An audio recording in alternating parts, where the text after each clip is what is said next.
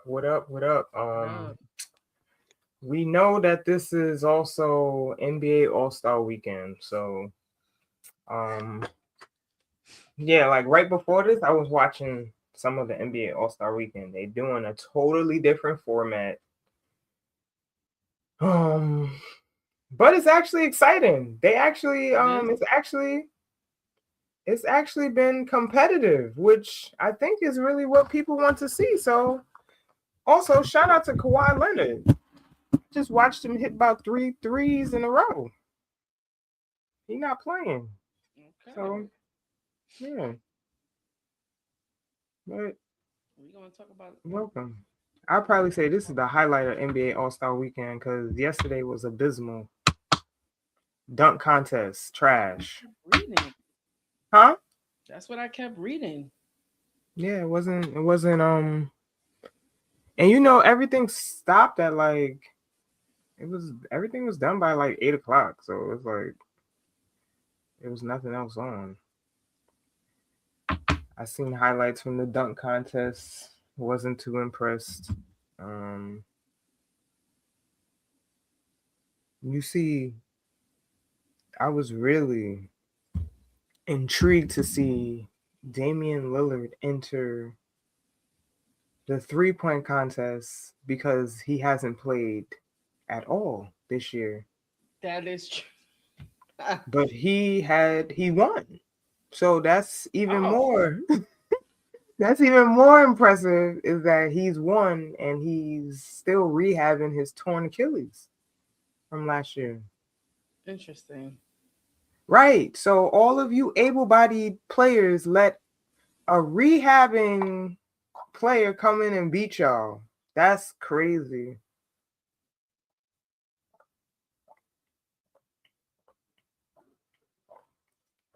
That's crazy. I'm sorry, y'all. I had to take a hydration break. I made a fire cold brew today, so it's tasting mighty great right now. Yes. Okay. Yeah. Shout out to Instagram for giving us access to people around the world, right? So like I got this tea blend from I'll probably post it in our stories this week. His name is Georgine. He is a dietitian from Malaysia. Okay.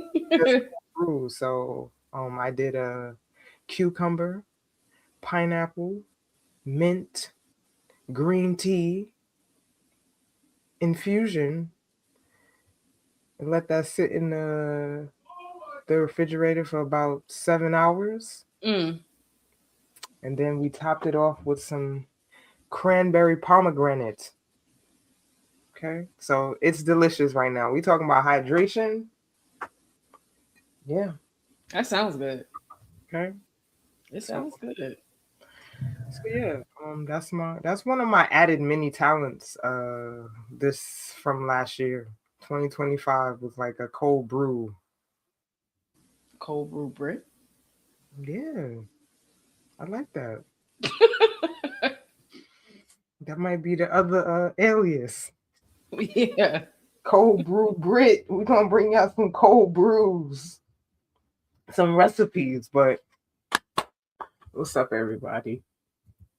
How's everybody doing? Spin Doc, what's up? Yes, great basketball this weekend. We're gonna get into it. I hope y'all was watching LSU versus South Carolina yesterday. I think that was the first time women's college basketball primetime night on a Saturday night, ABC. Yes. Would love to know what the viewership numbers are when they do come out because I feel like everybody was locked in. I seen a lot of tweets talking about NBA All-Star Weekend. Nah, we watching women's college basketball. And UnRivaled. And right. And UnRivaled. We gonna get into it. Happy Valentine's Day. Saturday was a good love day for basketball. Yes. Kiki, do you love me? Not you singing. Are you riding? Yeah. Singing your lover boy. Lover boy. Okay. So what's up, y'all? Hold on. Let me just get some social media stuff out the way. Again, if y'all on Twitter, please follow us. If you're on here and you're here for the first time, please subscribe. That would be really nice. That really helps with the algorithm, and uh, we would just like some more people to engage with it on here. So hit the what they say, smash the subscribe button. That's what they That's what say. they say. No, we They be ain't like, saying. smash it, That's crazy. smash that subscribe Instagram. button. Okay. Um, but yeah, we're gonna get into it. I just need to repost and do some posting.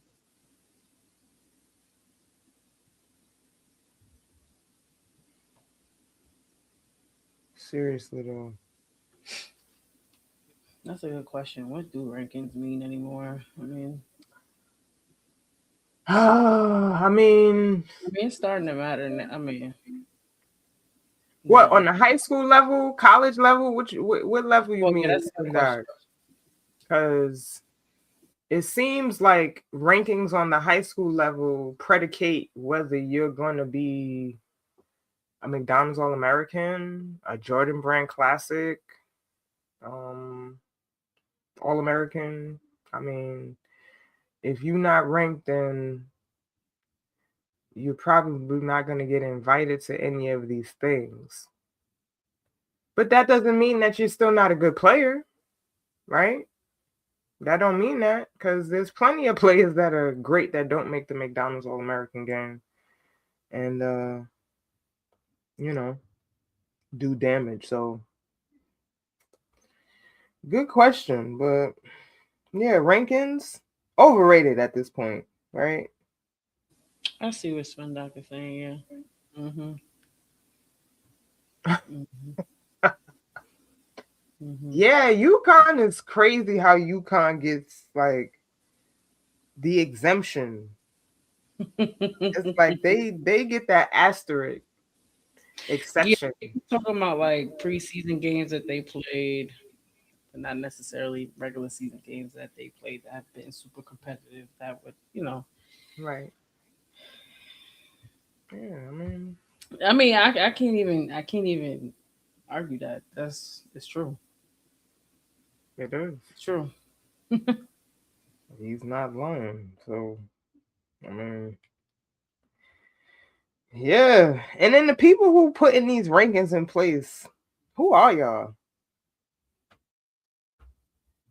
I want to know who the people are that's voting and putting the rankings in.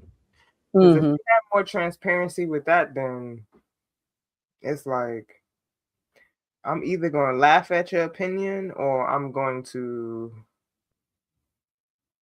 take it. Or take it serious, Yeah. or give it some real it holds Like some real merit. so like okay, like let's just move in. Let's just give an example. So way back in the day, this was like on the men's side, there was a guy by the name of Tom Kochowski. He's probably heralded as like one of the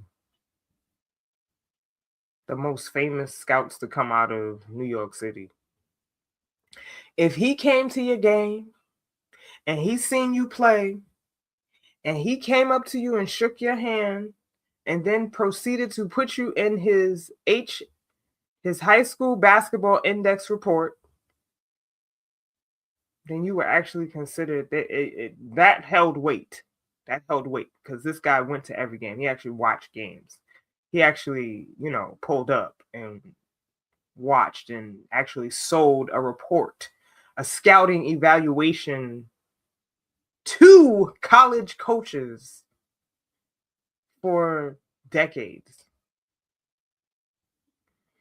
If your name was in the Daily News, Mm-hmm. Borough, you know, Yeah. then it held weight. Today, I don't know. I don't know today. I don't know who are the like it people to go to be like, oh, okay, if I get ranked here, then this is something. Maybe it's just ESPN because that's usually what we just see now. ESPN rankings, um, maybe made hoops. I don't know. I don't. I have no idea how the ranking system works now, but I do know that there are talent evaluators for women's basketball now.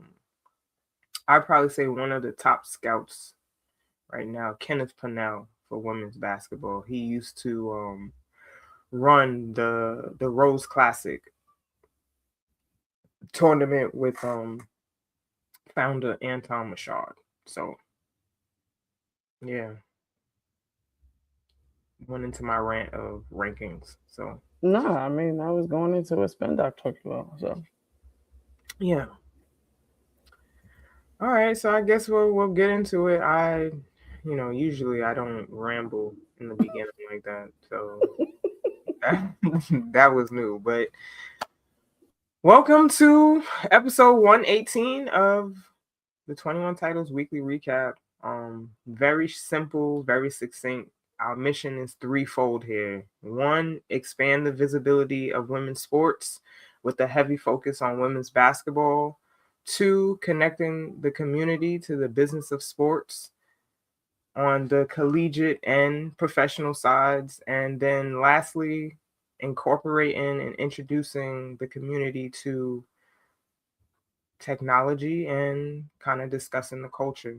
We encompass all these things. We kind of do a recap of the current events of the week. Really, what are some of our favorite headlines from sports, NIL, brand deals, anything wrapped around business. And then we kind of finish it off with, like I said, tech and culture. Anything from music, art, film, fashion, whatever tickles our fancy, we feel like speaking on it, then we'll bring it up. So welcome. We usually kind of run down with sports news first.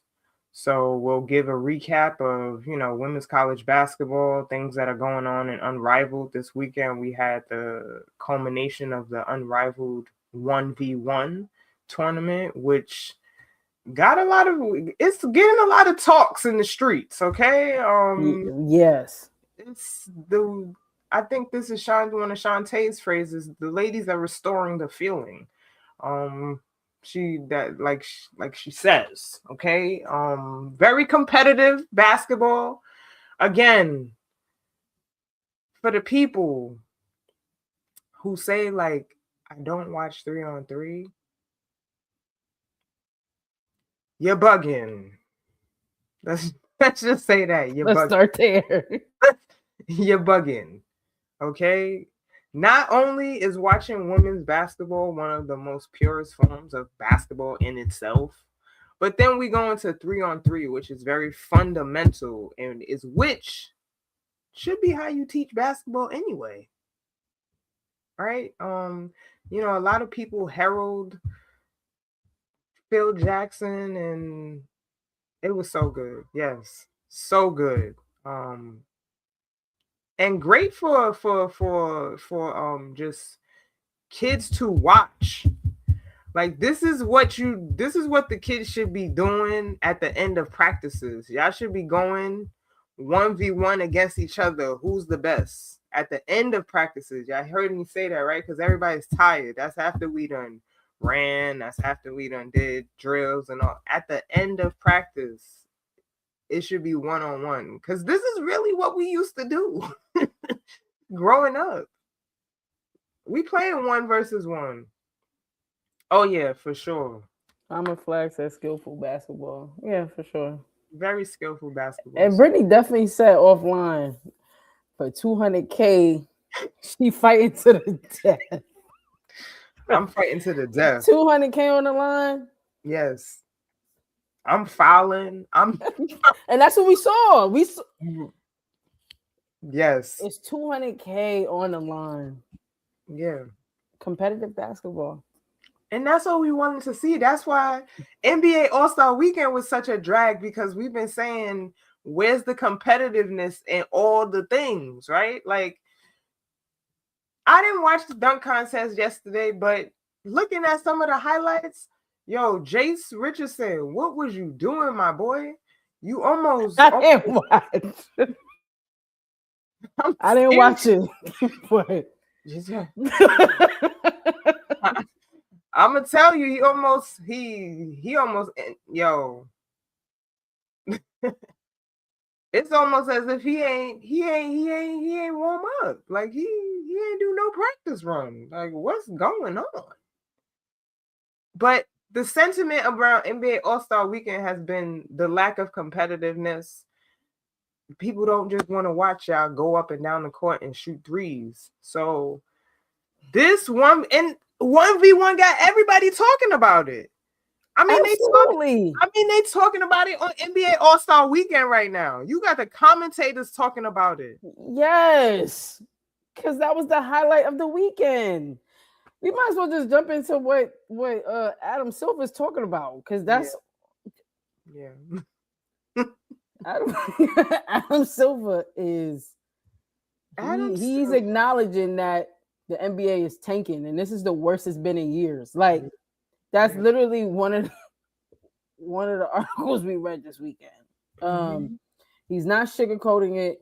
He's letting it be known. Like, the numbers are terrible. He also understands that many of the teams are tanking on not only just tank, they're just not performing well, period. Like, outside of All-Star Weekend, like, they're tanking on purpose so that they can get great players in the draft.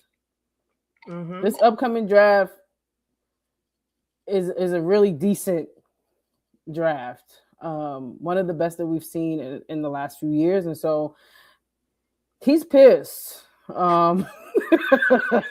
He's so pissed. He started fining teams.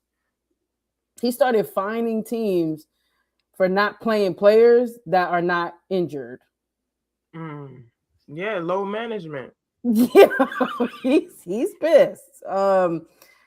And I guess it also just lends to like where just NBA basketball is at as a whole. Like, where's the competitiveness? I mean, it usually just comes around playoffs. It says that he fined the Jazz $500,000 for sitting two players in the fourth quarter against the Magic in a game in which they led in the end of the third. The Jazz have a top 8 protected pick in June's draft that will go to the Thunder if it falls to 9th or lower. So, like, these teams are being like, they're thinking and they're being strategic in regards to how many wins they get, obviously, and then how many losses they have on their record to put them in position to get the best picks possible in the draft. I do want to see the numbers from this weekend's NBA All-Star Weekend. I'm very interested in seeing what those look like, which we should be getting this upcoming week. And I want to hear what Adam has to say about that too. It is a shame that, yes, they're talking about 1v1 during All-Star Weekend. I didn't know that until you just said that.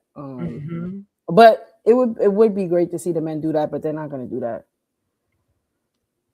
They're not going to participate in a 1v1. I mean, you even seen Jaylen Brown talk about 1v1 in one of the interviews during All-Star Weekend.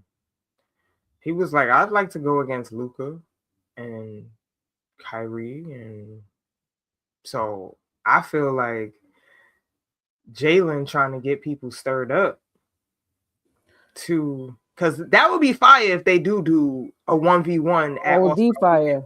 OD fire. Instead of doing a skills challenge, let's do 1v1 tournament.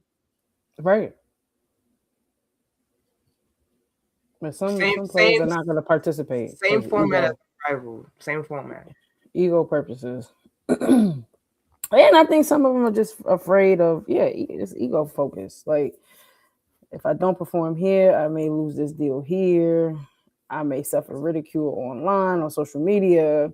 It comes with the territory. It just comes with it. Yeah. I just feel like they've gone so far away from like the competitiveness of the game. It's all about business. It's business focused. Yeah. But yeah. Bring it back. I agree. But back to Unrivaled. Chelsea Gray.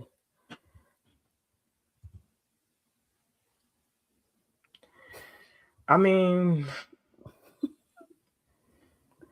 I was tired watching them play yesterday. I'm gonna be honest. Yeah. That's how tired and worn out they were playing 1-versus-1. All round 1 and 2. Yeah. Like, rounds. Like I'm looking at the round situation now. I'm looking at the bracket again to remind myself. Also, Courtney Williams, the Stud Buds, I want to say they got swept crazy. They got swept crazy. Yeah, they sure did. They did. Damn. Veronica Burton torched Courtney. And who torched Natisha? Who torched Natisha Heidemann? I was watching that. Was it Kelsey? Yes, I believe it was Kelsey Mitchell. Let me look right now. Yes, it was Kelsey. No, Kelsey Plum. It was Plum. Kelsey Plum. Yeah, she got up out of there real quickly, swiftly. Didn't even get a point. Nah, I should have pulled up the tweet. Because I think Courtney was like, "We really twins." Like she put a joke, like, "We really twins." Like neither one of us scored. Definitely got left on zeros. Yes. I was super intense. I was very happy to see that breakdown this year. Because I think last year we kind of seen like bigs versus guards more so. It wasn't evenly matched last year, I don't think. So to see that there was like a guards bracket versus a bigs bracket, and then they eventually come together to compete against each other, that was a great adjustment by UnRivaled. Even I mean you heard Alicia Gray when she beat Aaliyah Boston in the semifinal. She was like, I don't want to be no post now. I'm glad I'm a guard. She's like, I'm glad I'm a guard. I'm with you, Alicia. I'm with you. I'm glad I was a guard too, because the one time I was in the post. No. I remember one time we was doing a drill in college. Got elbow right by Kia Vaughn in my mouth, bloody. She came down. You know how they teach you? Come down. The elbows. Elbows out. Yeah, got caught with one of them elbows out. Swing. Move out the way. Clear the space. Get your way. Yeah. Got hit right in the mouth. I was never down there again. Oh yeah. It was great basketball. I'm trying to think of some matchups that were really good. I was we talked about Alicia Gray and Sanaya Rivers a little bit before that happened too. I was like, I don't know, like Sanaya's length, I don't know. I was surprised with that. I was surprised with that outcome. Even though, yes, I know it's Alicia Gray. I understand. Right. I was just like, Sanaya, her length may be a problem. Yeah, no. Who else was kind of surprising to me? Looking at the bracket, I was looking forward to Kelsey Plum and Kelsey Mitchell. That's something I was very excited to watch. Yes.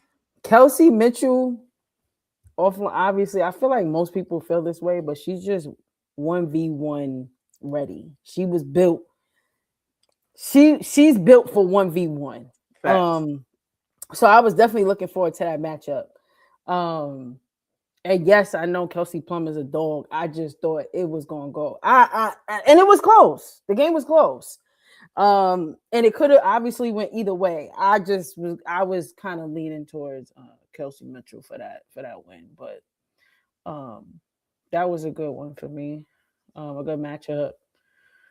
And then obviously, like we talked about, Chelsea Gray and then Alicia Gray. Alicia Gray came out, won the first game in the finals, and then yeah. She's like that. She's like that. Very shifty guard. Mama Flag says she was shocked about Paige. Yeah. Yeah, Chelsea was on. I mean, her mid-range game was on that day. Yeah. It's like I almost can't go against Chelsea and her knock knees. Man. That's what I'm saying. You can't. Because it's like she's clutch. The clutch and her IQ.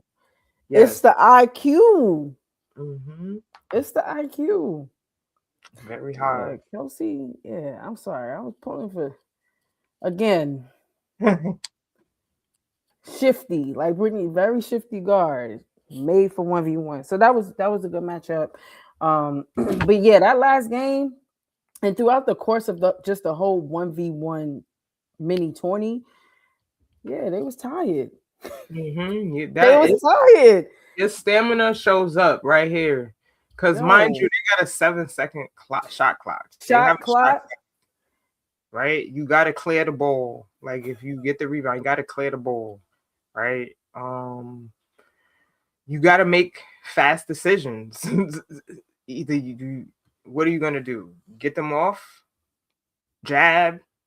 Take a shot? Like it's very, very fast. 1, 2, very 3. Fast pace.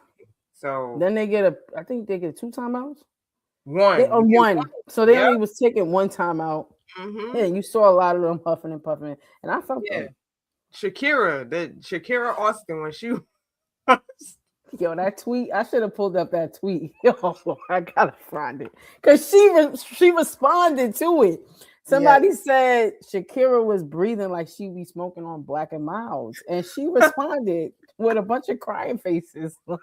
She's like, yo, first and foremost, I got asthma. Okay. she was laughing but responded. But right. That's crazy. It was, but everybody was tired. You fighting the entire time. You fighting entire time. You gotta be in shape. Okay. Mind you, they bumping, grinding, like you bumping, you gotta get the rebound. Like, yeah, it's a lot going on. If y'all played 1-on-1, you know how it is. You know how it is. So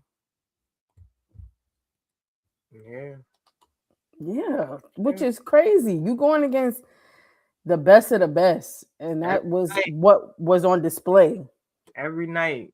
Best of the best, yes. Mm-hmm. So yeah, shouts to Chelsea Gray. Also wanted to put this up because it just puts things in perspective. Mm-hmm. As to what Chelsea's been doing within the last few years. Gold medal ×2. WNBA champion ×3.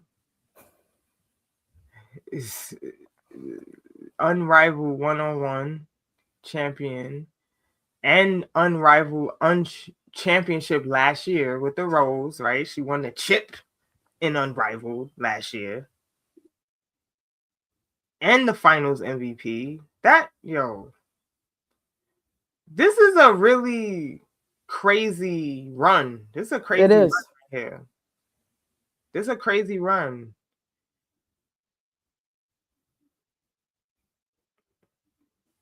All praise because that's all I got is this is crazy. Yeah. This is crazy. you just gotta put some respect on her name. So like for all the newbies coming in, like, yo, I don't know who Chelsea Gray. Just go do your research. And the crazy thing is that she was injured at one point. She had a really like bad injury at some point with her knees or something like that. I forget. Yeah, she's definitely future Hall of Fame. Without a doubt, she is. For sure. Yes, and Mama Flag said, yeah, you can see them March 2nd. Yeah, because they're coming unrivaled. Yeah. You know, they did their numbers in They Philly. doing their thing. They did their numbers in Philly. Mm-hmm. You know, they grossed almost or more than $2 million in revenue from ticket sales, merchant sponsorships. What you thought they was about to do? What you thought it was? They on the road again. They coming to Brooklyn. They come into the Barclays Center March 2nd. They're gonna be hosting the semifinals there. Yeah. They announced it on Friday. So this is the second set of games away from its Miami base this season.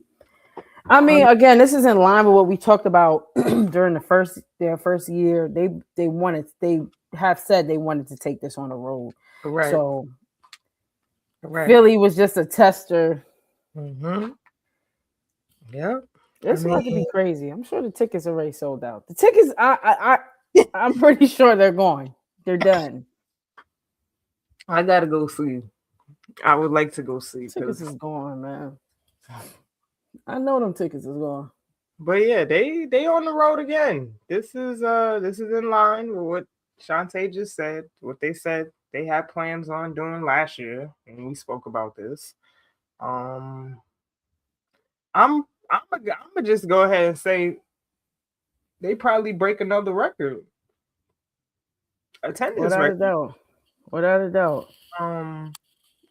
Because people, New York gone. Y'all already know how New York feel about the Liberty, right? And this is Stewie. So Stewie York. They coming. No, they gonna come and support Stewie now. Yeah, they are.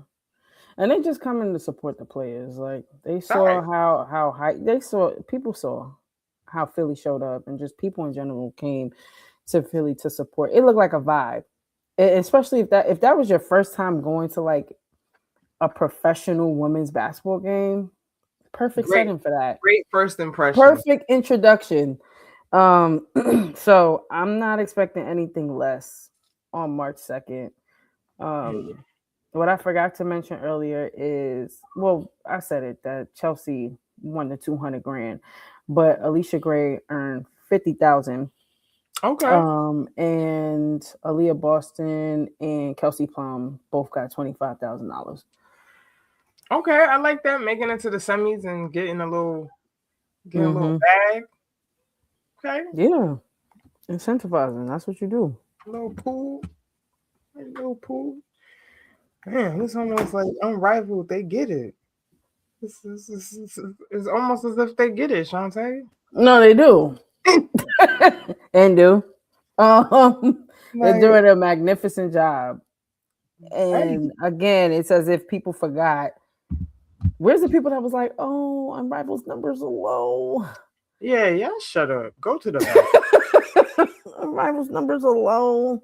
People always well as last year. People always looking to nitpick something just to like throw some negativity on something. Like, again, they are building a profitable business in real time. Like, they're showing us, you know how hard it is to run a business. Most people don't even understand how hard it is to run a business.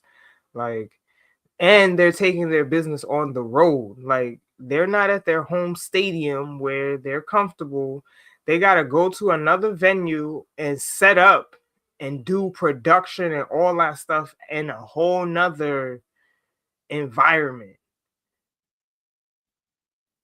that's kind of tough to do. To replicate the same aura and feeling in a whole another venue, yes, that is that's difficult to do. So loving what they're doing at Unrivaled. I really hope Unrivaled is around for the next 20 years, to be quite honest. Like all these ancillary leagues. I love it. What's up with Project B? I might even be fun. I Project B, I don't know.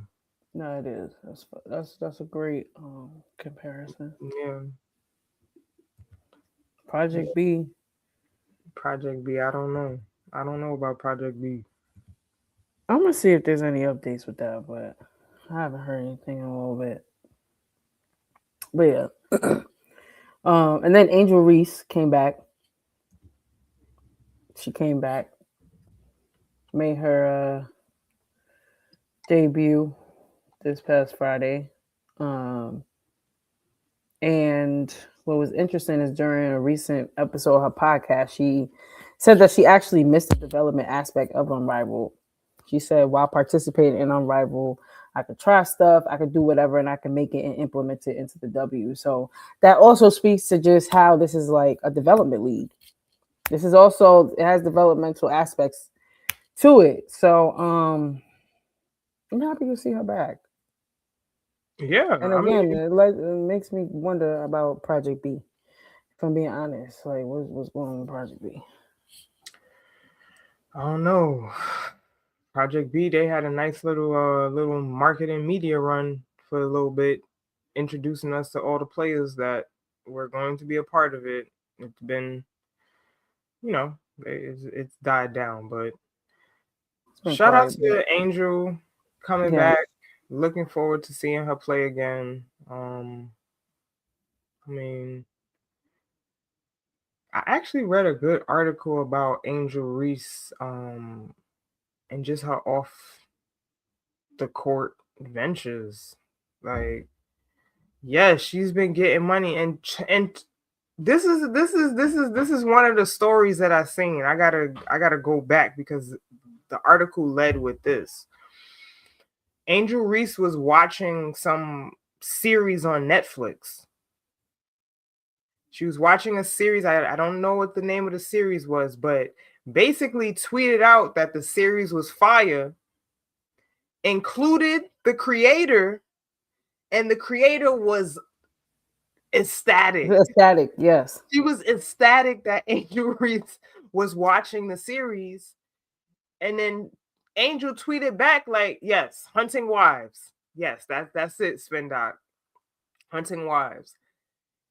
Angel Reese tweets back at her like, yeah, girl, if you need me for season 2, put me on. Wink, wink, Yeah. And then we see a rollout for the cast of season 2 for Hunting Wives, and Angel Reese is on the cast. Closed mouths don't get fed. They don't. Yo. They don't. Yo. If that's not as organic as it gets, that's crazy to me. Mm-hmm. But look at that. Social influence, social pop, social equity. Yes. We talk about that all the time. But yeah, she does have Oreo collab. She's listen, portfolio looking. Right.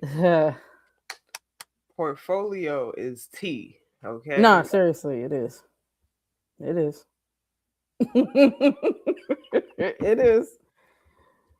I just heard them last night when for the LSU South Carolina game. They was talking about Florge's portfolio or just her NIL. She was like, I've had over 40 NIL deals. Yeah. Crazy, right? Did anybody else hear that? Crazy. Yep. I heard it. Yep. She bought 40. How many acres? in Georgia. That you purchased? Yeah. Heard that too. Because you know, when y'all ears open, because I heard that. Yeah. I was like, see, these players ain't playing around. They're not playing around. Nah, a lot of them get it. A lot of them understand. Setting up their future beyond the sport. So yeah. Shouts to Angel Reese. Shouts to all the players getting to it, to be honest. Y'all all getting to it. Yeah. And you know what's crazy? Talking about players getting to it. So I just made this correlation the other day. I don't know why my brain just fired the other day. So the game North Carolina versus Duke. You remember when North Carolina hit the shot and they stormed the court, and then they had to get everybody off the court and redo it.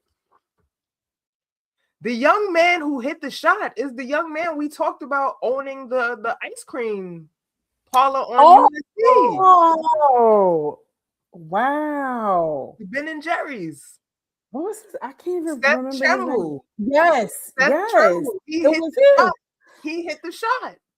I was like, oh. I know his Ben and Jerry's was lit. Jumping after the game. Because I would have made a post game party. Come through, get some ice cream.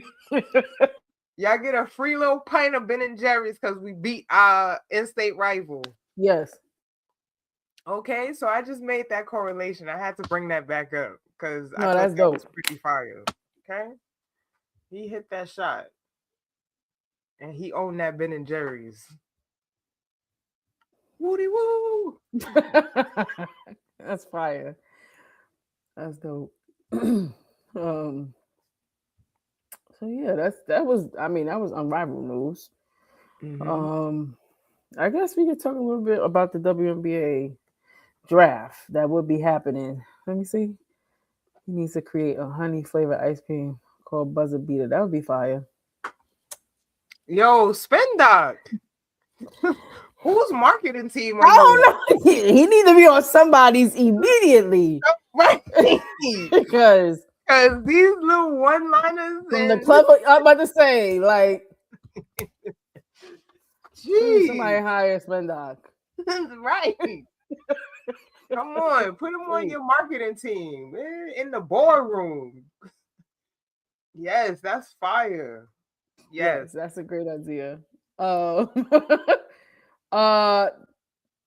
We saw the mock draft. They got AZ Fudd going one on ESPN's mock draft. Yeah. And then Fam going 2 to the Lynx.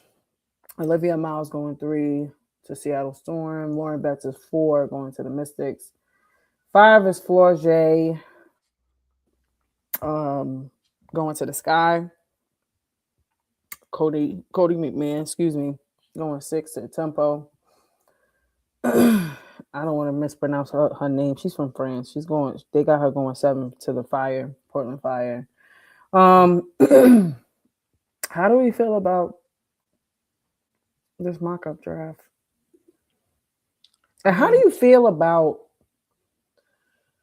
let's just start there. How do you feel about the mock-up draft and where they got people placed? I mean, I feel like I gotta go through it a little bit more.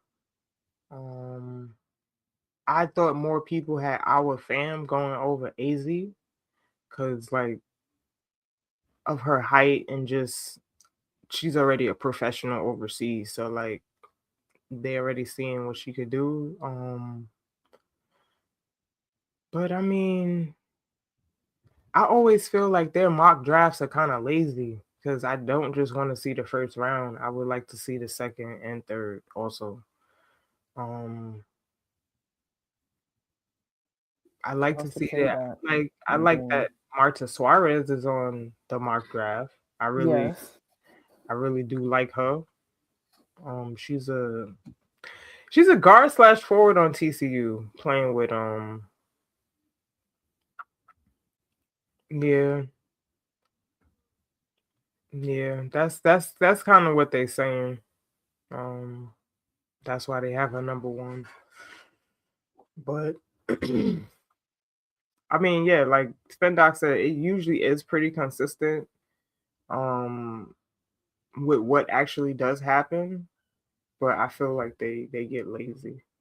Yeah, that's why I was giving K Dot a shout out. K Dot at the Yeah. 9450.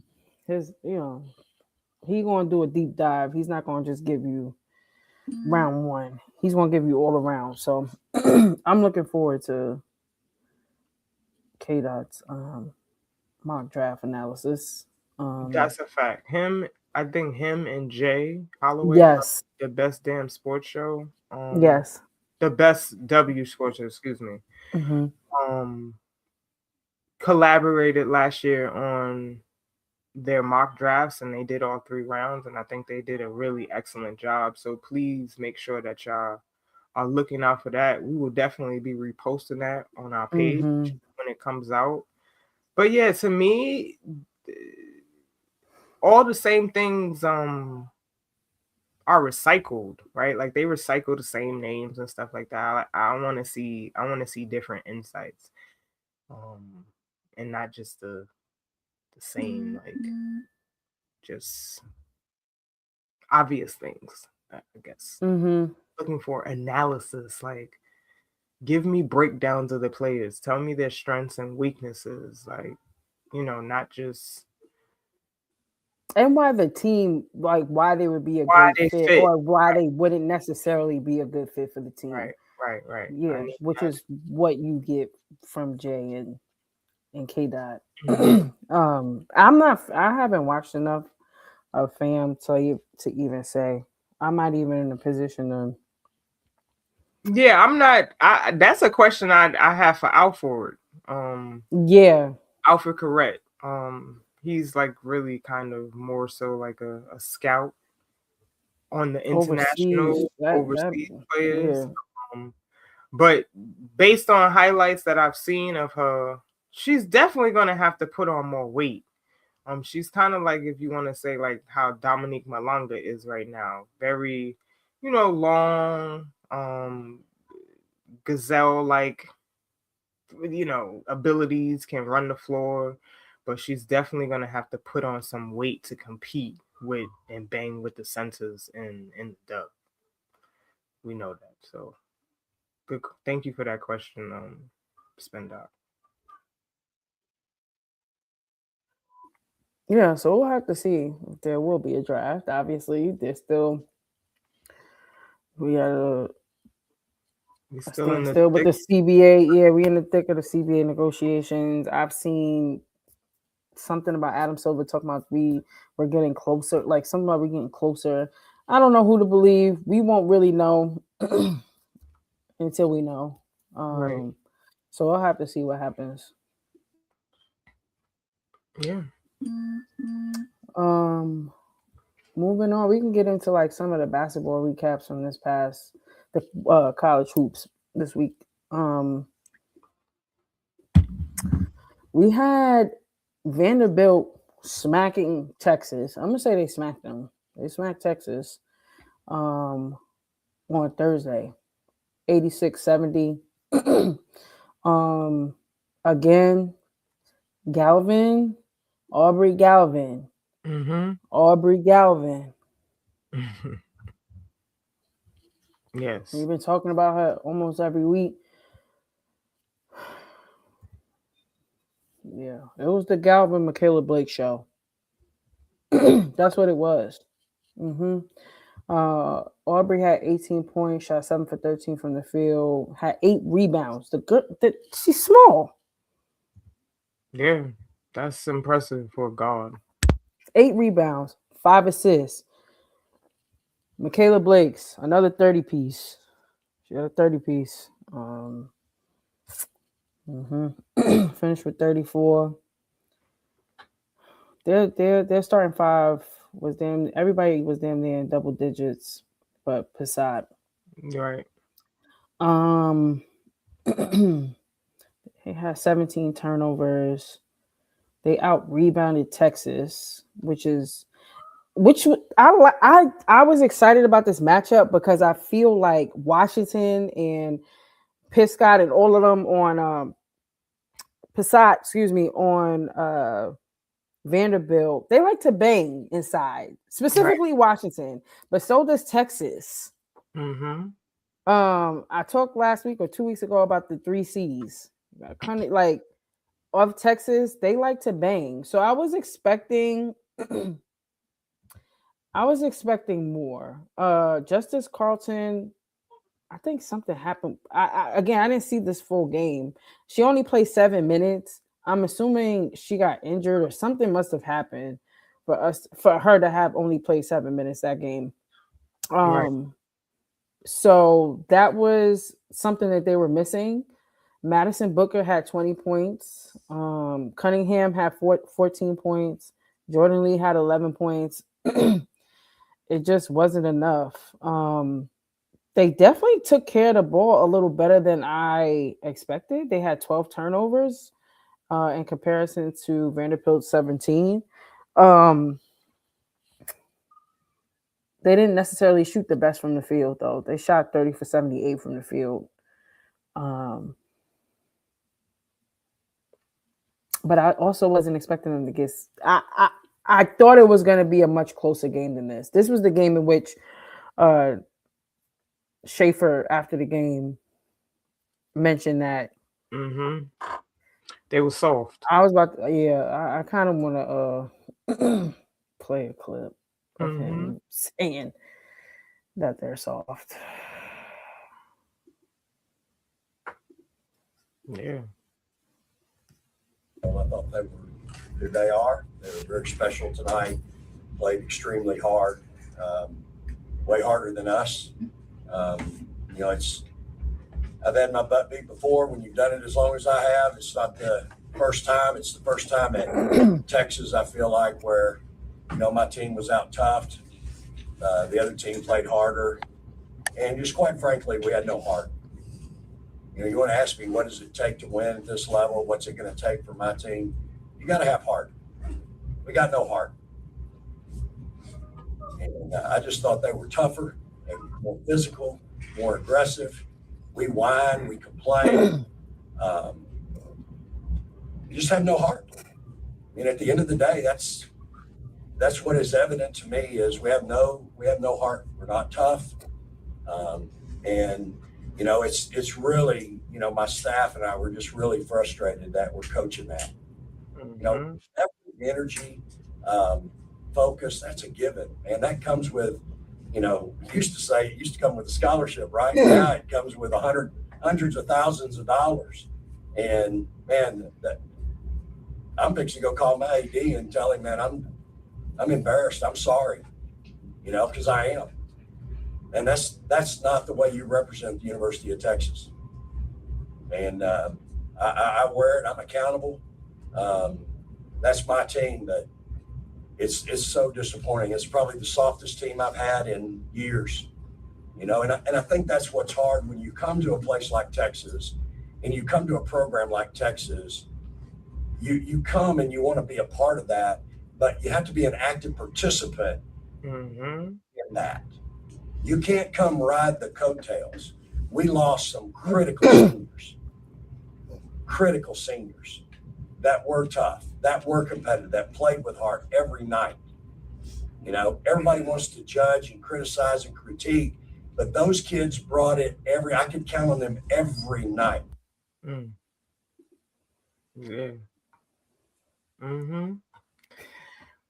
Effort and energy are non-negotiables. Okay, you heard it. It's non-negotiable. Now, why are people upset about what Vic Schaefer said or how he said it? Because personally, I don't see it being an issue. It's not an issue. Because I feel like even in college, Brittany and I offline talk about it all the time. Things that our coaches would say to us, either to like ignite a fire or to express their own frustration because they knew that we could produce a lot more or better than what we were producing. Mm-hmm. I just feel like that's par for the course. Like that's Yeah. it's par for the course. It is. Like, I mean, I don't think what he said was at the very like bare minimum. I don't even think it was unprofessional. He just was voicing his frustrations about how they performed that night. Correct. I think this is just like I think what people are used to is private accountability, right? I think we've talked about this on offline with coaches privately holding players accountable in the locker room. That's what we're used to. We're used to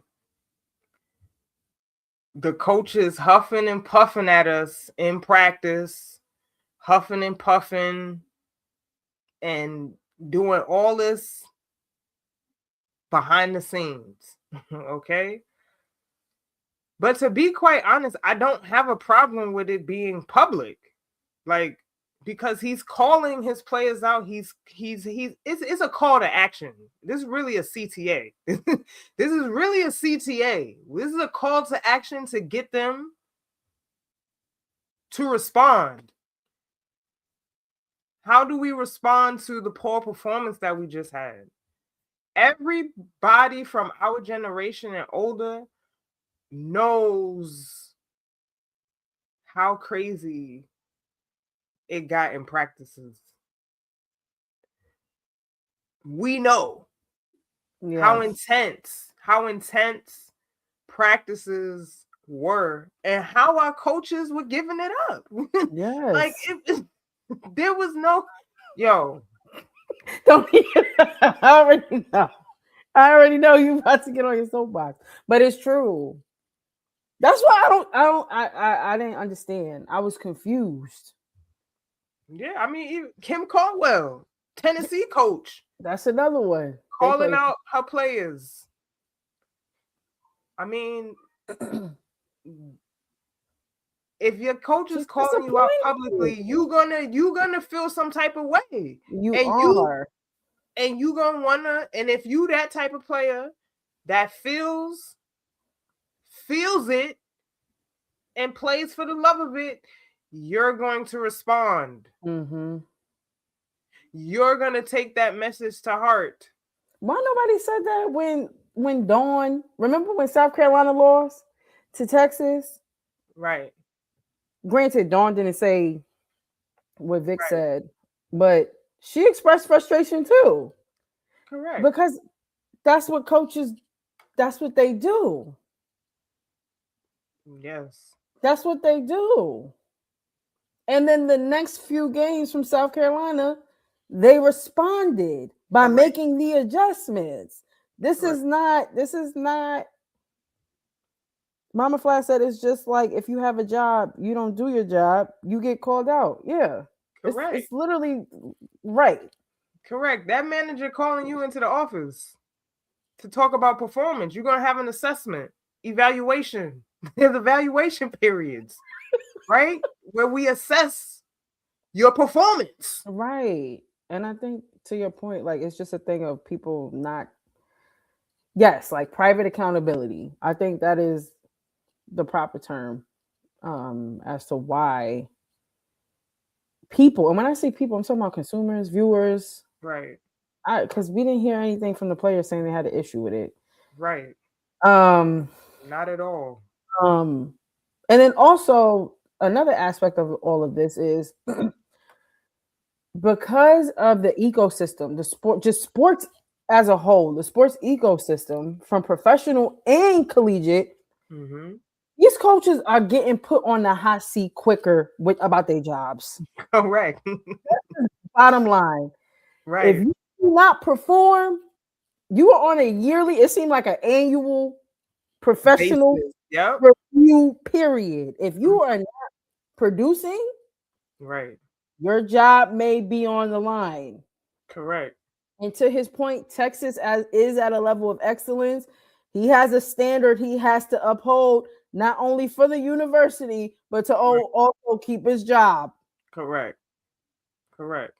So whatever is he needs to do, or these coaches need to do to light a fire under their players' asses for them to perform, correct, without it being disrespectful, unprofessional, all those other things, they're gonna do it. They're gonna do it. They're gonna do it.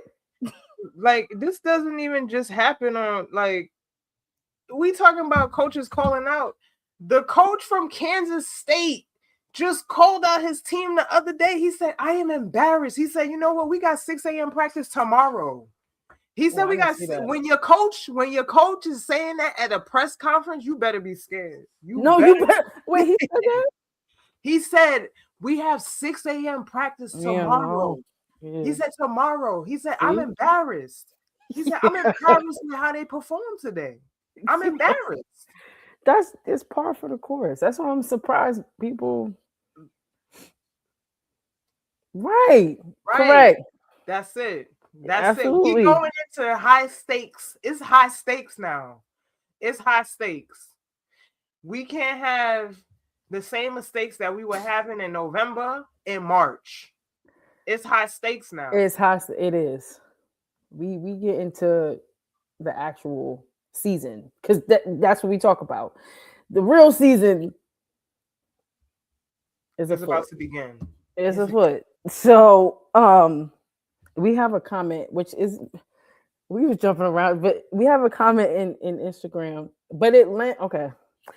The new generation of players are different, fragile. I see it every day with my high school varsity prep girls. Now, Brittany and I had a conversation offline about this, because oh my Lord, we started assessing like the things in which we were subjected to, right, as young kids playing basketball. And it's like, we heard some, now granted, we didn't hear we wasn't subjected to the worst of the worst at all. Right. Our coaches cared. They loved us. They pushed us. Correct. They motivated us. They never violated us. Right. As far as these new, being fragile. Now, Brittany and I also know college coaches or people that used to or currently do play or coach collegiate basketball. And so, to the comment, that is what I've heard. That is also what Brittany has heard, also, to a certain extent. Like, you got some coaches that feel like they can't necessarily coach at the level they're used to coaching at, because they also have to worry about other factors. Mm-hmm. One being like emotional stability when they're like of the player, and just many other factors. So I agree that we got some players that don't know how to take constructive criticism well. Correct. They take it personal. They take it as a jab, so much so they either want to leave. Mm-hmm. They don't want to play for the the program anymore. I've also heard on a personal level, they try some players try to take your profession away. They try to take your job away. They threaten to get your job taken from you.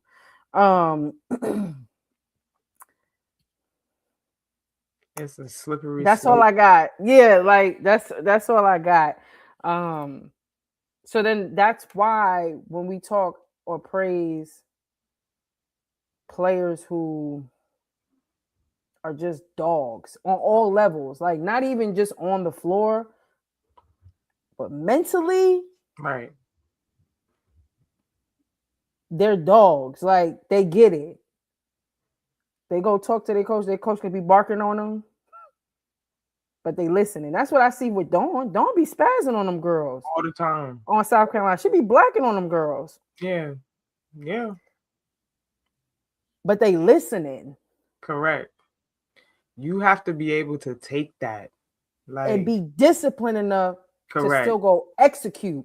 Correct. I heard what my coach said. I Mhm. heard what she said. She might have been out of line. She blacking on me right now. Correct. Correct. But still going out and doing what. Correct. Correct.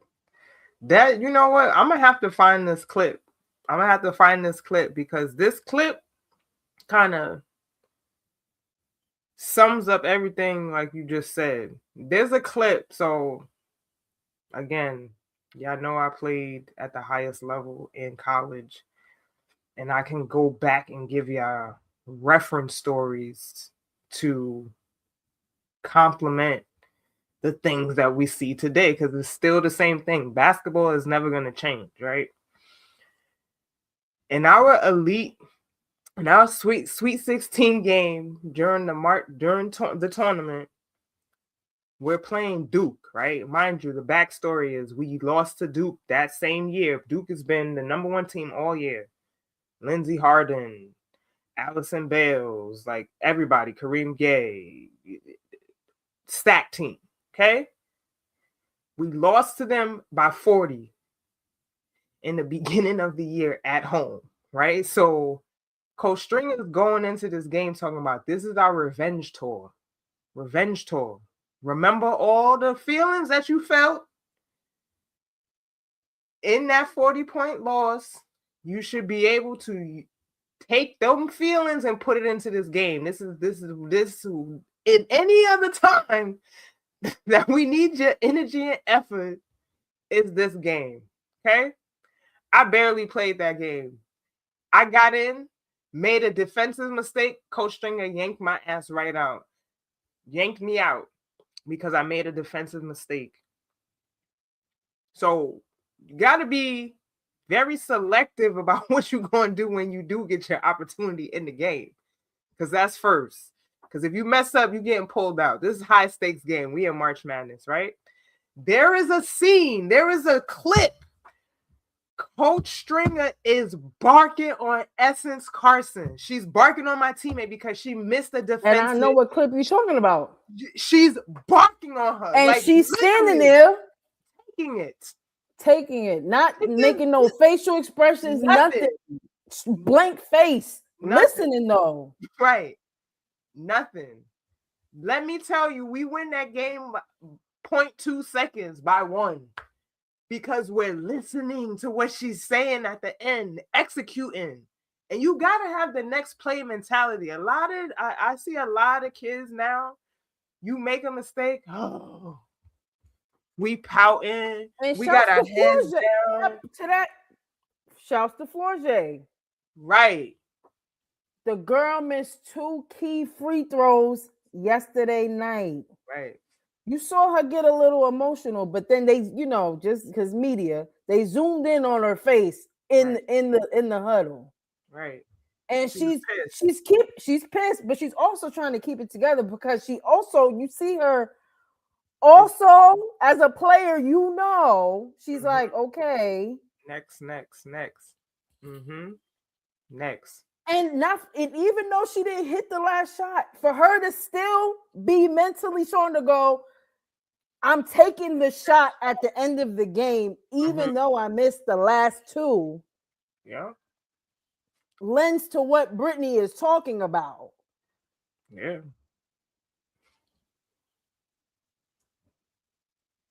Because not everybody's going to do that. She could have said, you know what? No, I'm so pissed still over that last joint. Mm-hmm. I can't don't give me the ball. But that's why I'm giving, to your point. Facts. The mental. Mm-hmm. And you got to be a dog to want to take the last shot of the game anyway. You always say that, and it's true. Because people don't realize how big of a decision that is.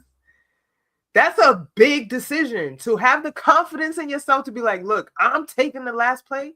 That means that you've prepared. That means that you've taken 1,000 shots to make one. Yes. Then I'm willing to take on whether it goes in, it goes out. I'm willing to deal with the backlash, the praise, the Correct. negative talk, all my internal feelings. I'm not going to forget missing the shot. I'm not going to forget making the shot. Yeah. So many different thoughts and emotions come with that. But no, I remember when your coach was black and on. So yeah, like being mentally strong and being able to take what you need to take from your coach, even in moments where your coach is extremely frustrated and barking on you, and still take the valuable pieces and go out there and execute is a real skill. Correct. Especially now. That is a skill. Correct. Why y'all think companies love to hire student athletes or people who just play sports? Because we have that ability to mitigate pressure. You have the ability to stay calm under pressure.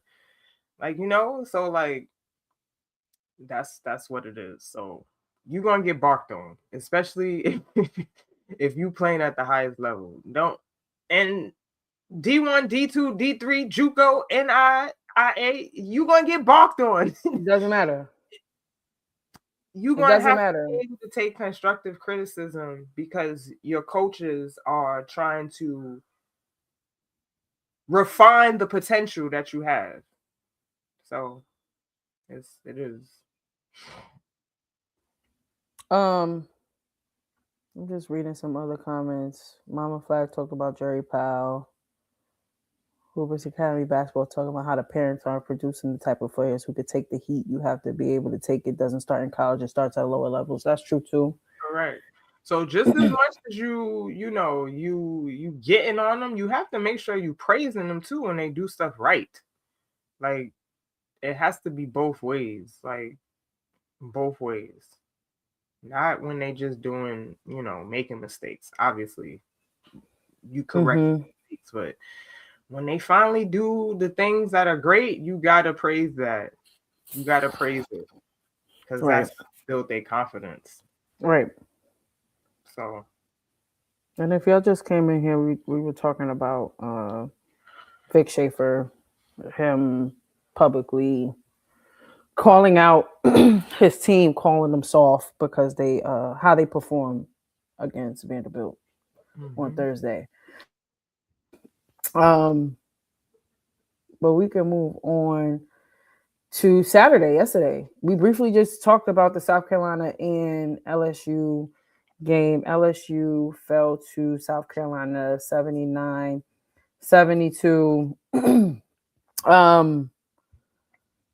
We did talk about Flau'jae. And I still gave her props again towards the end of the game.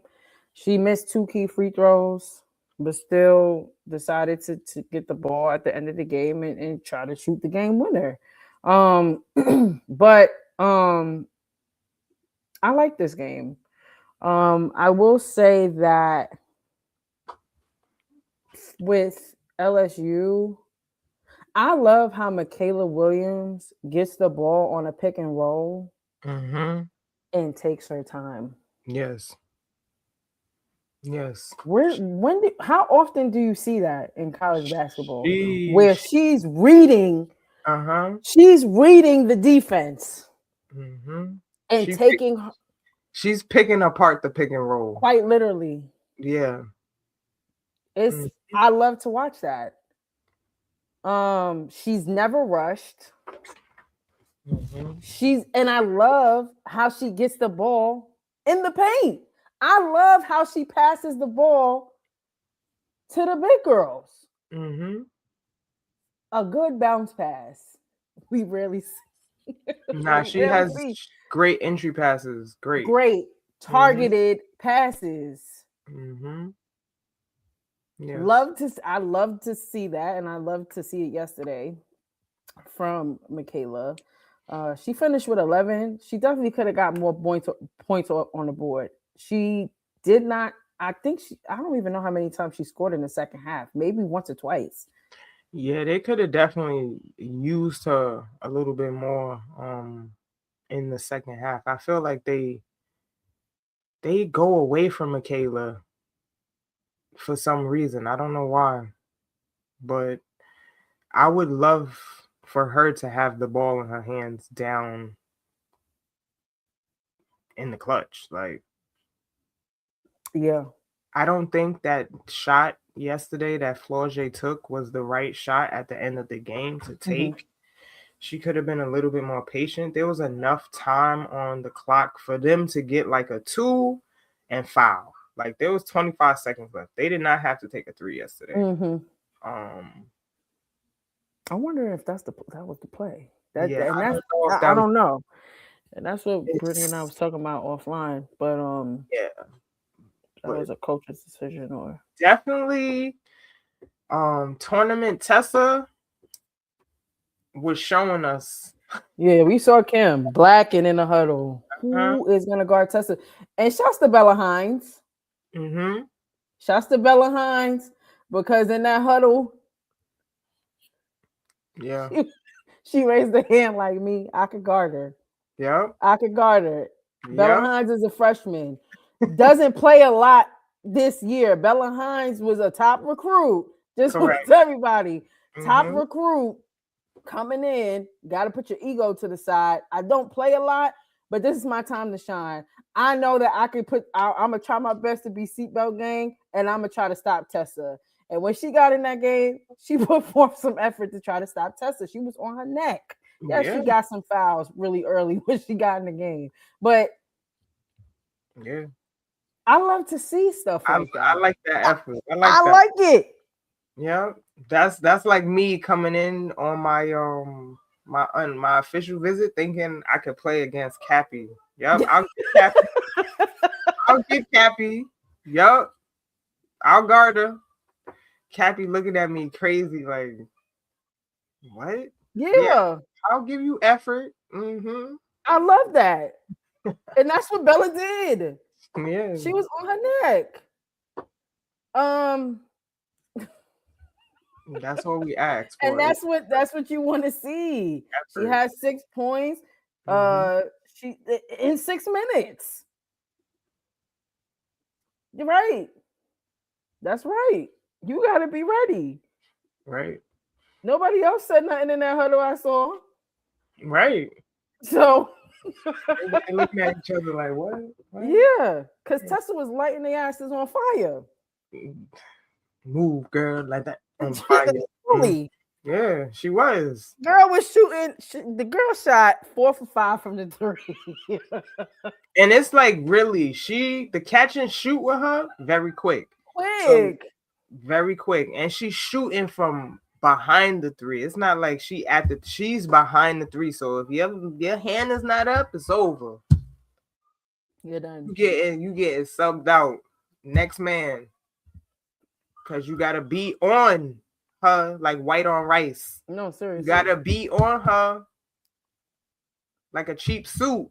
I like that. Seriously.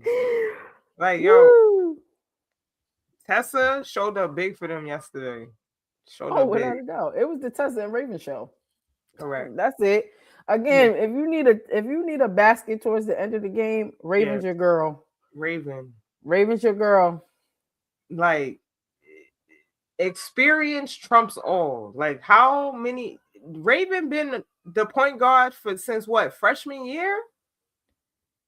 How many times has she taken and she makes timely shots?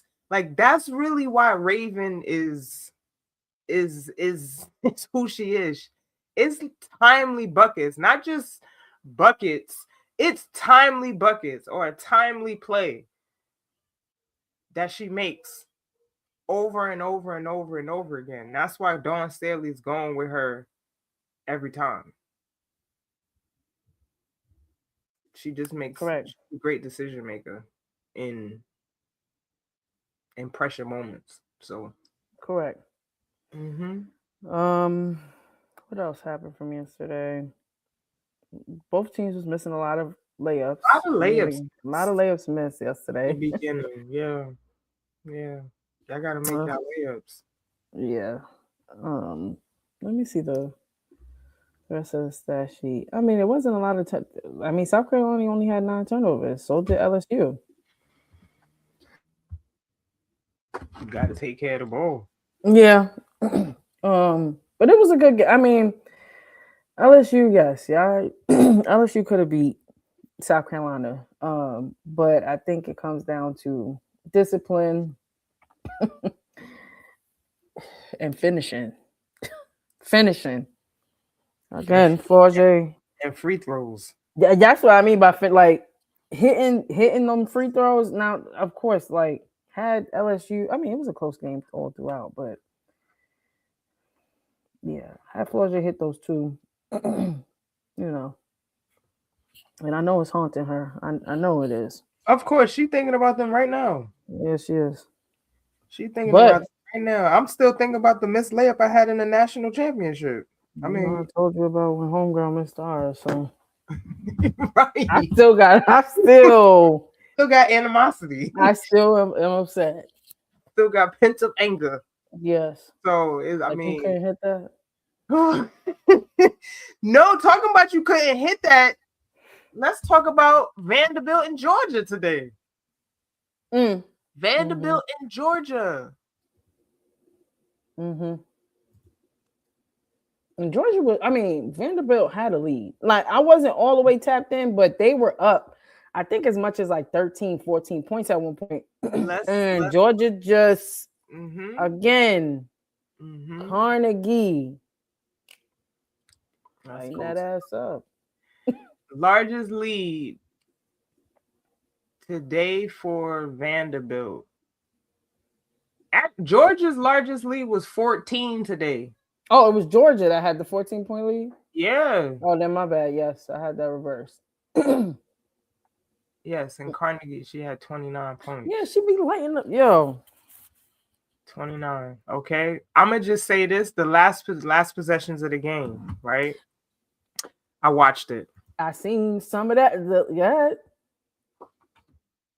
The possession before the last possession, Shea Ralph had to call a timeout because they did not know what they was doing. I saw that on the right side, right? Yes, on the right side. Like, hold on. There's like 3 seconds left. She's like, hold on. Two crazy. Timeout. Okay, because they look a little rattled. Last possession, Shea Ralph drew up an excellent play. Okay? Aubrey Galvin gets the ball. The wing. Oh, girl. She does a behind the back bounce pass to Washington. Yeah. Perfect. Perfect pocket pass to. It's behind the back though, okay? Yeah. Remind you, this is a behind the back pass, perfect pocket pass. Washington gets the ball. It's short. Game over. She basically hits the front of the rim with the ball. Beautiful play. She just ain't hit the shot. I was actually surprised that Michaela didn't get the ball at the end. But that shows that Shea trusts Aubrey Galvin. She trusts her point guard. And she made the right play. The girl just ain't hit the shot. So again, you got to be able to have the big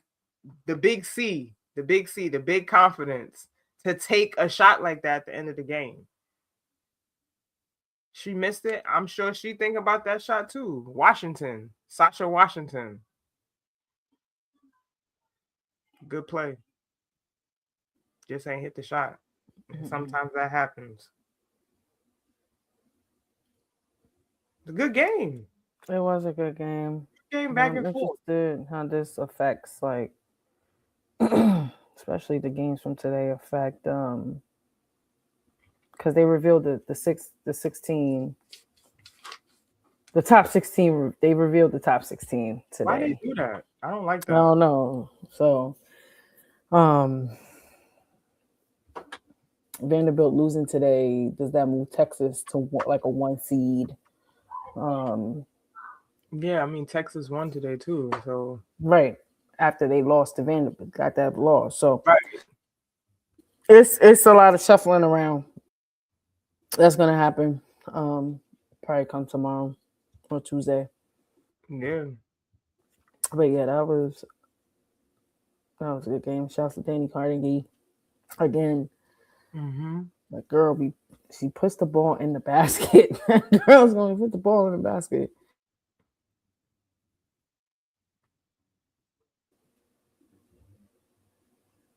Yeah. See, I didn't see the Duke game. They played North Carolina today. Yo, what a turnaround for Duke! I cannot believe this. I still have said that the other day.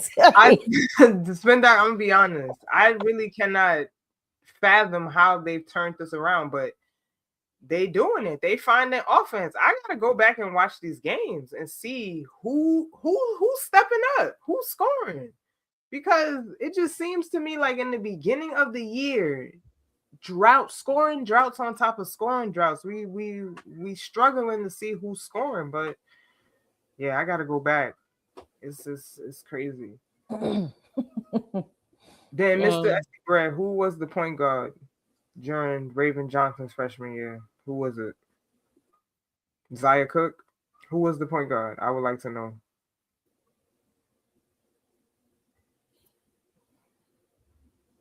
We shall see what he says. But she's gotten considerable amount of years under her belt as the freshman, as the point guard. So that's all I'm saying is she's been a point guard at least 3 years under Dawn Staley. She's going to take big shots. So, yeah. We also had, I didn't see Kentucky versus Ole Miss, but I did see Ole Miss. They lost today.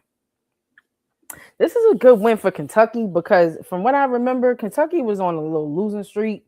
They were struggling for a little bit. So this is a big, well, not big, but this is a good win for them, period. This is a good win for them. I like Kentucky's point guard, Toni Morgan. Yeah, she's good. She's I think she actually just broke the single season record for most assists. She broke Georgia Mears record. Most assists in a season. So Kenny, even Kenny Brooks is over there. And then also Clara Strack, like watching her play, she really took that fade away from Kitley, bro. Yeah. Like she almost looks like Kitley, not as big. Yeah. I was looking at that yesterday, like, yo, that's wild. Have we seen her growth and transformation? Because we remember when she first got out there, when she was at Virginia Tech with Kitley, looking mad timid. Very junior too, though. That junior class. I'm keeping my eye. So, yeah, Clara Strack. She's evolved into a really, really good player for Kenny Brooks. So happy to see she had a really good game today. Yeah, she finished with 28. Yeah, and she a big body. She's 6'6", yo. Yeah, when she gets some guard skills, it's over.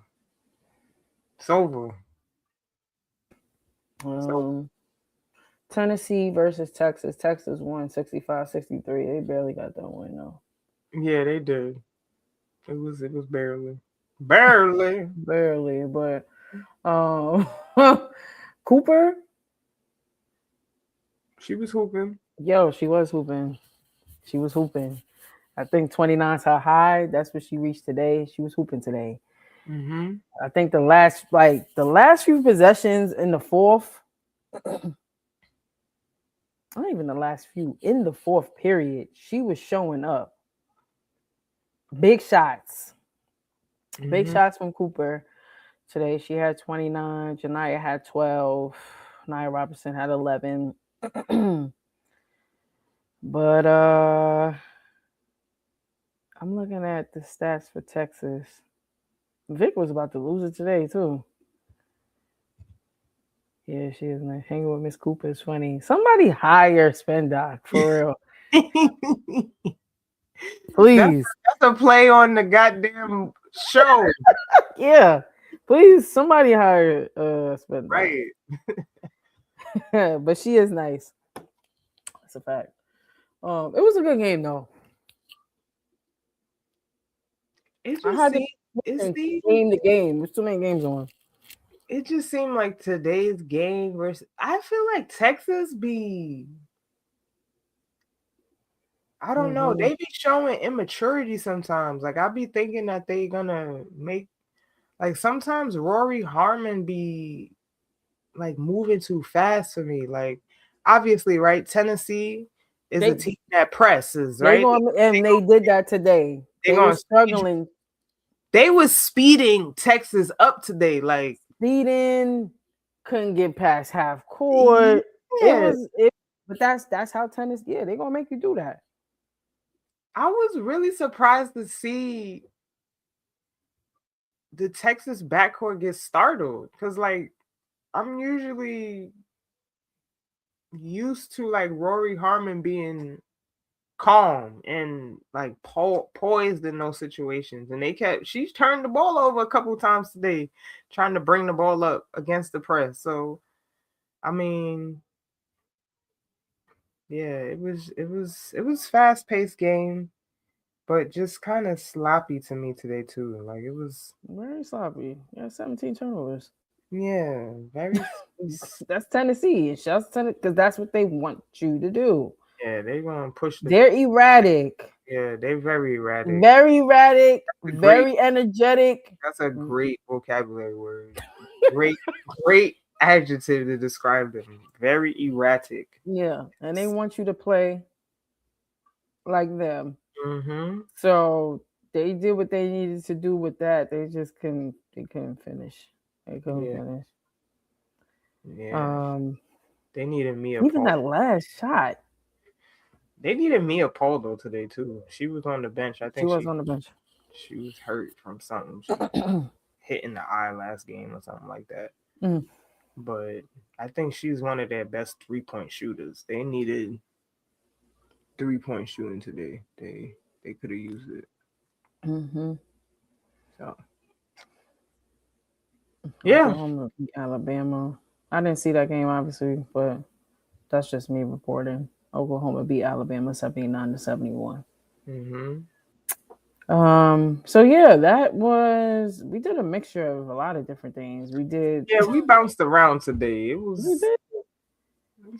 It's all right though. We did. I guess we can move on to college sports news now. Oh, okay. Okay, thanks for that information. I'll do my DD. Yeah. College sports news. Oh, Bediako. Where's this video? I'm seeing. Today. Don't need that. Don't need it, man. Don't need it. Play. And that's how he was greeted coming. G League dropout. G League dropout is crazy, but yeah. The update is he's no longer gonna be playing for Alabama.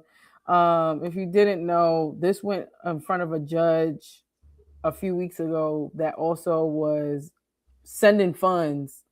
The last judge was a donor of Alabama, and the courts found that there was a conflict of interest, and removed the judge and then put a new judge. Clever. and then placed a new judge on this matter, and this new judge was like, yeah, no, Bediako can't play for Alabama anymore. And that's the update. And so now he could either go and play back in the G League, try to play again in the NBA. But the judge was like, yeah, no. No. The judge actually said, like, the judge challenged Bediako's attorneys as to why they were suing for eligibility instead of monetary compensation. Mm-hmm. So he won't be on Alabama anymore. I am interested in seeing how he transitions, period. So you go from playing professionally back to college. Does this lower your stock? Does this present as an issue when you want to get back to playing professionally? More will be revealed, but you're a pro, son. Go play pro. You play pro. Mm-hmm. So that's an update with that. All right. The next one, Brittany.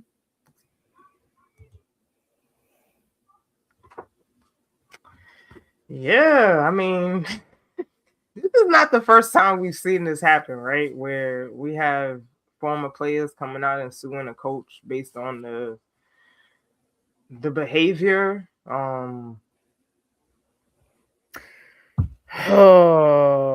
This broke last week, and this is terrible. It was all over. Every news publication possible was on it. Okay. So let's get into it. 6 former University of Pittsburgh women's basketball players sued the school and its basketball coach, Tori Verdi. The 6 individual suits were filed in the U.S. District Court for the Western District of Pennsylvania on February 6. Each plaintiff, Isabella Perkins, Raven Boswell, Brooklyn Miles, Jasmine Timerson, Michaela Elmore, and Favor Iodelli, is represented by the same attorney, Keenan Holmes, and is alleging a pattern of emotional and psychological abuse and Title IX violations. Continuing, the suit alleges Pitt was aware of Verdi's behavior and had a deliberate indifference to that misconduct despite clear notice, observable harm, and repeated opportunities to intervene. In layman terms, that just means they took it to the authorities, his superiors, and they let it continue. They did nothing about it and just let the abuse continue.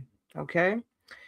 In more than one lawsuit, an instance following a practice in 2023-2024 is detailed in which Verdi allegedly told the team, "Every night I lay in bed, I want to kill myself because of you."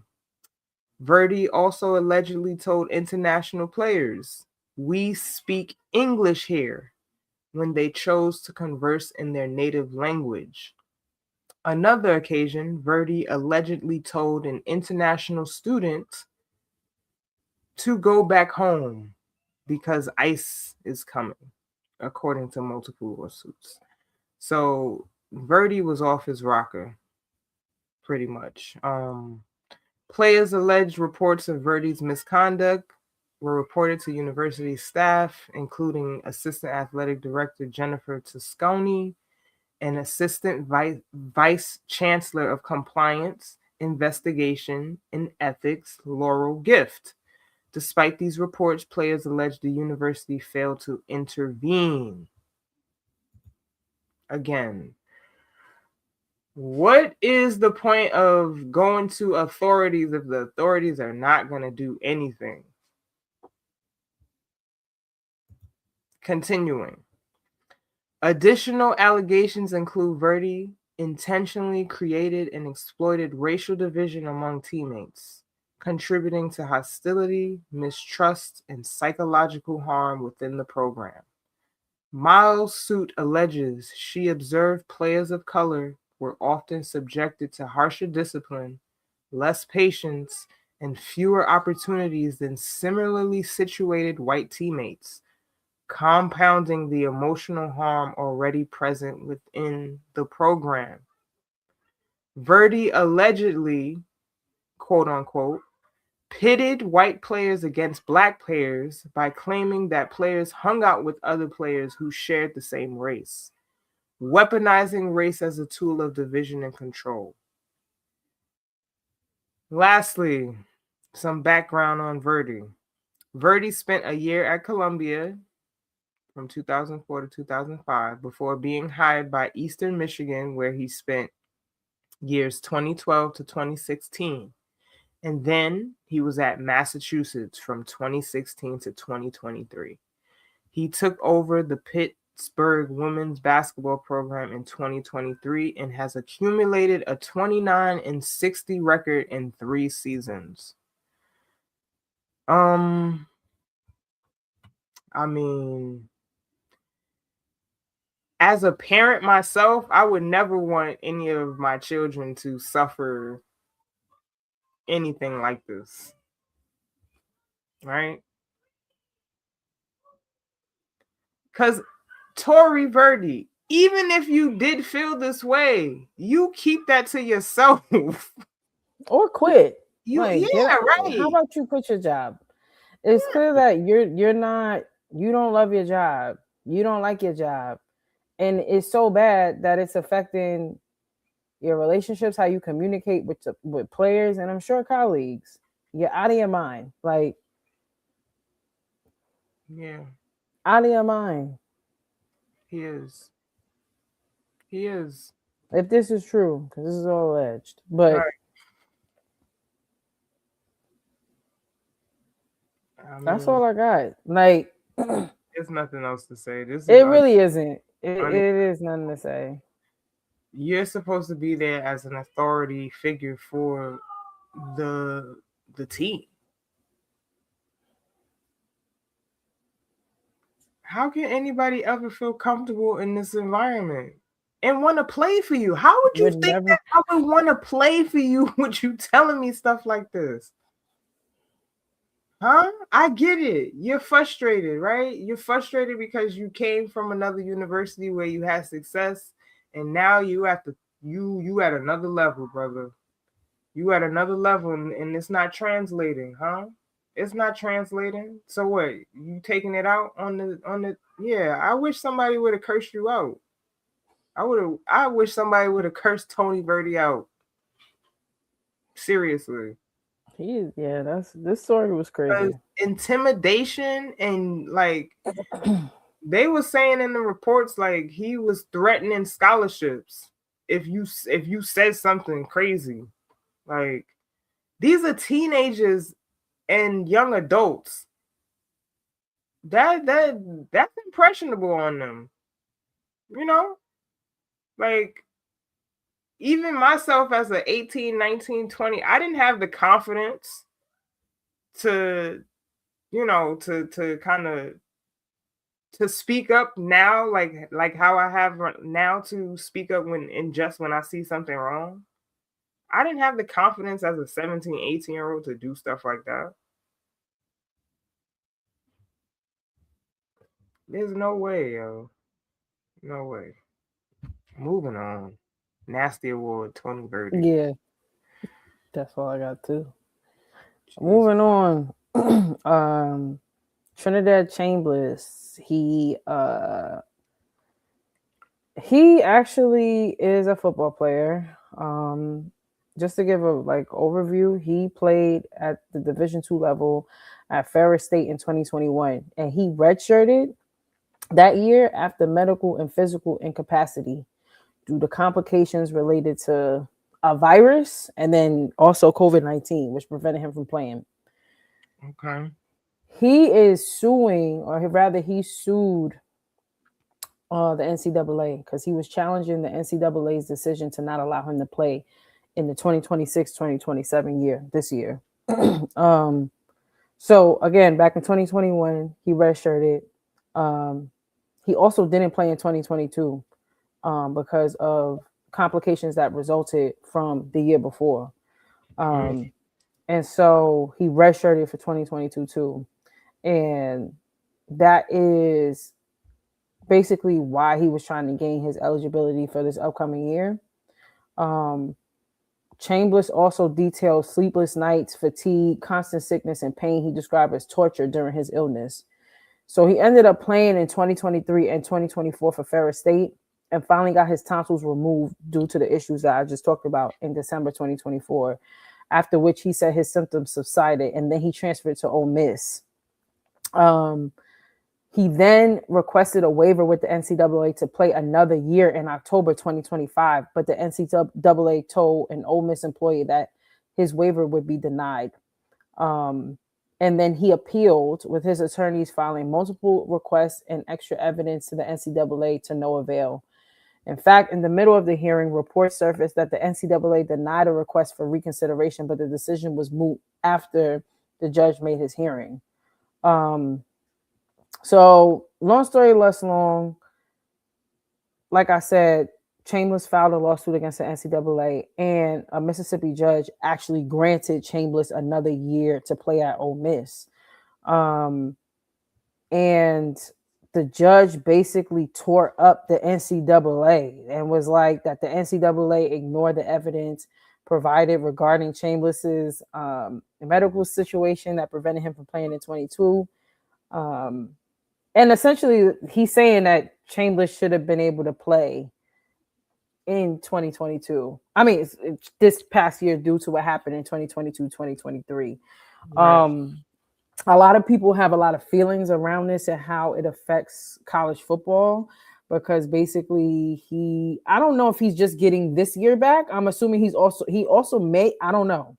I didn't read that. I don't know if he's getting 2 years of eligibility back since he redshirted for those 2 years. Right. So people have an issue saying like he's getting 6 years now of eligibility.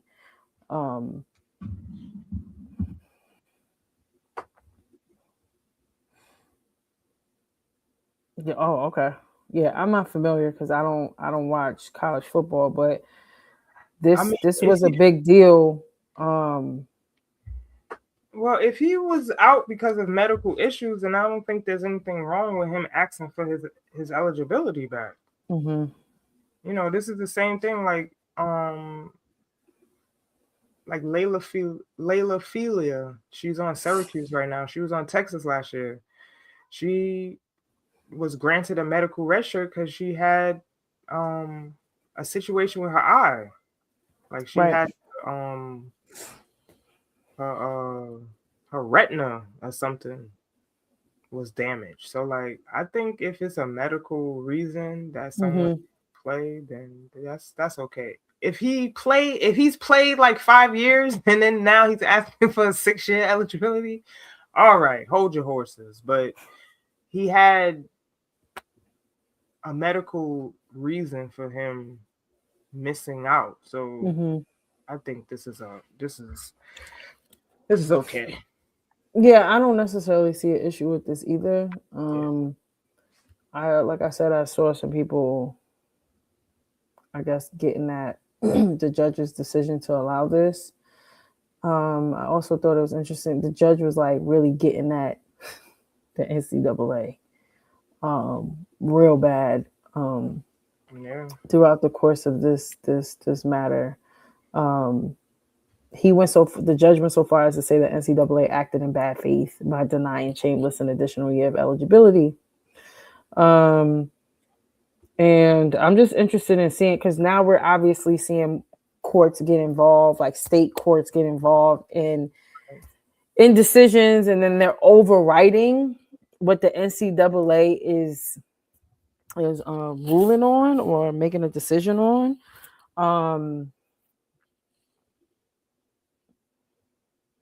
Okay.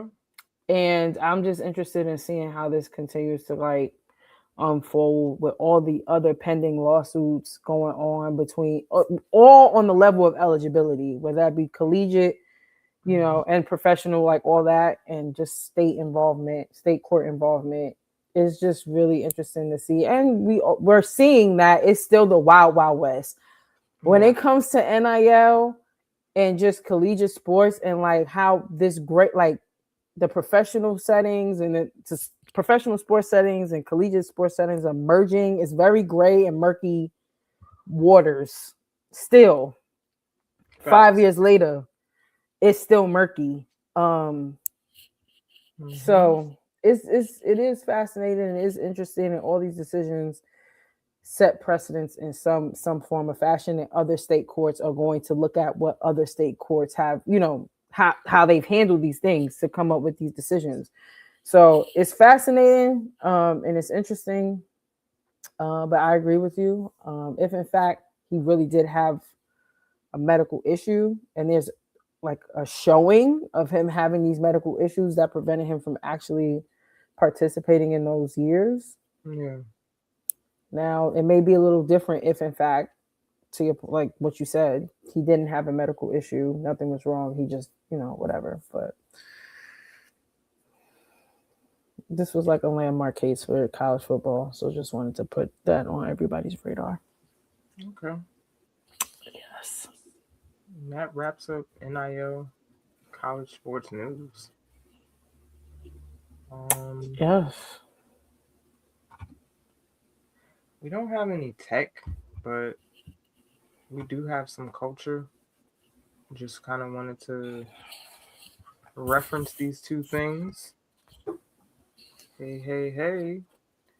Oh, yes. Jill Scott dropped her, what is this, her 6th studio album? What number is this? It may be 6 or 5. Or 5th? 6 or 5. Maybe 6. I'm about to look. Yeah, this is her first project after a 10-year hiatus. Mm-hmm. I still have to get through it, but anything Jill Scott is always worth listening to. I mean, really. And then J. Cole, a man of the people. He's been riding around in his old Honda Civic doing a CD trunk tour. He made about 9 stops selling CDs out of the trunk of his old car. And actually, too, like getting people to listen to the album with him inside his car. Which is fire. Like, was picking people up. Yeah, picking people up, driving around with them, getting their opinion and their feedback. Like, man, that's kind of crazy. But it's on par for him. I think he's always done like a masterful job with marketing his projects, but I think it does so well because he's coming from a place of authenticity. He's just operating as himself, and he's doing what he wants to do, and he's probably the most grassroots out of the big 3. That's no disrespect to neither, like the other 2, but he's always led with that, with like, a Dollar in a Dream tour. He's always like been the one to try to, like, for lack of better words, touch the people. He wants. I also seen clips of him playing ball the other day while in the Civic. He stopped. He went outside. There was people playing ball, and he pulled up and was playing with them. Yeah, that sounds very much like him. It sounds like him, right? So it's just dope to see, like, he out there just talking about, and the album's good. Yeah, so you got some projects that y'all gotta listen to. Yes, go check it out, baby. Go check it out. Okay. And yeah, I mean that's our show for today. I mean, if you have fun here, please do us a big favor and just follow us. Tell somebody about us that likes women's basketball or likes to talk women business and sports. We appreciate it always. We love coming on here every Sunday to just kind of chop it up. So thank you to everybody who's tuned in for almost 2 hours now. We appreciate y'all, and yeah, we'll be back for 119 very, very soon. Yes. Yeah. So thank y'all. We appreciate y'all. Thank y'all. Until next time. Peace. 21, 21, 21. I've seen Evan. Evan. Evan. Peace, y'all.